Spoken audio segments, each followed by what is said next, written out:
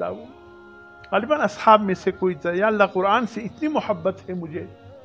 کہ مجھے قبر میں بھی یا اللہ قرآن کی تلاوت کی توفیق نصیب فرما۔ اللہ نے اس کی دعا قبول فرما لی۔ ایک صاحب اہل اللہ کا گزر ہوا اس کی قبر پر، تو دیکھا قرآن کی تلاوت کی آواز قبر کے اندر سے آ رہی،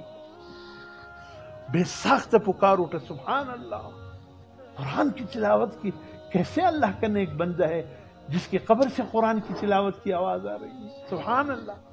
تو اللہ نے اس قبر والی کی حالت اس پر منکشف کر دی، اے اللہ کے نیک بندے،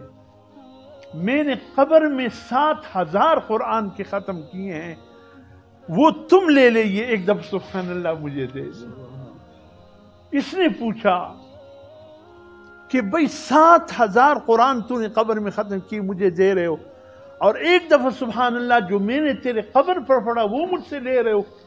سمجھ میں بات نہیں آئی۔ کہا ایک دفعہ تو نے جو اپنی زندگی میں سبحان اللہ پڑھا اس میں بہت کچھ ملے گا، اور جو 7,000 قرآن میں نے ختم کیے اس پہ کچھ بھی نہیں ملے گا۔ اس لیے وقت گزر چکا ہے،